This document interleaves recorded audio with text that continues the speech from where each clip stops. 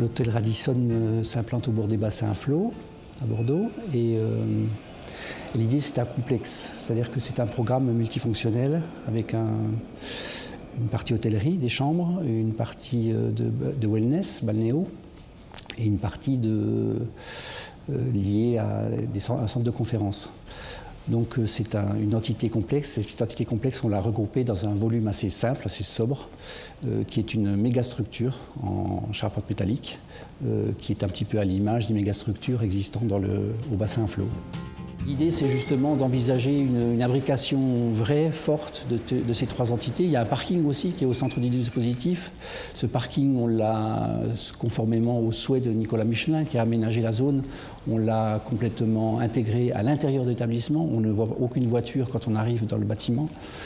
Et donc, on a créé une grande rue centrale qui permet d'offrir un lien entre la voie, l'avenue Lucien Faure et le bassin à flot. Cette grande rue dessert des grandes circulations verticales qui distribuent les différentes entités du programme.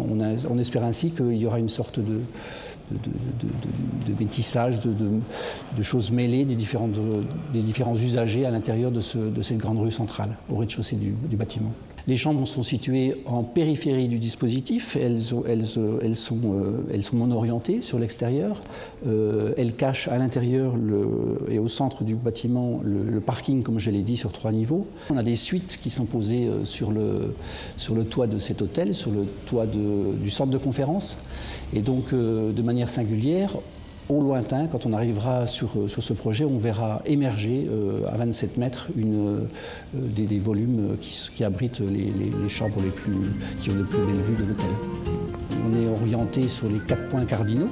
Voilà, donc on a la possibilité d'avoir des vues sur la ville, des vues sur le bassin, des vues sur le grand paysage au lointain, sur les coteaux, des vues sur la nouvelle cité du vin. Le centre de conférence, il est implanté à 18 mètres de haut, et donc on offre une vue au lointain sans problème, avec à l'inverse aucune vue directe sur les différents usagers. Pour ce qui est des chambres, de la même manière, elles sont situées en périphérie du bâtiment, et donc elles ont des vues assez généreuses sur l'extérieur. Elles sont, protégées pour celles qui sont les plus basses par une résille qui fait office de brise-soleil et de mouche à rabier.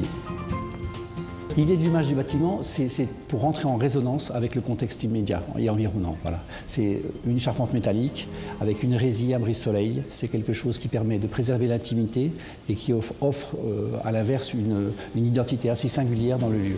Le métal, c'est quelque chose qui rentre en résonance avec les grues, avec les choses préexistantes au bassin à flot. Après, la résille, on l'a imaginée en béton, ce mouche à rabier au départ, et puis petit à petit, avec ce qui émerge ça et là, avec les orientations que Nicolas Michelin a données à cette zone, on imagine aujourd'hui une résine, elle aussi métallique, perforée, voire un filet d'inox qui soit lui aussi en résonance avec cet environnement.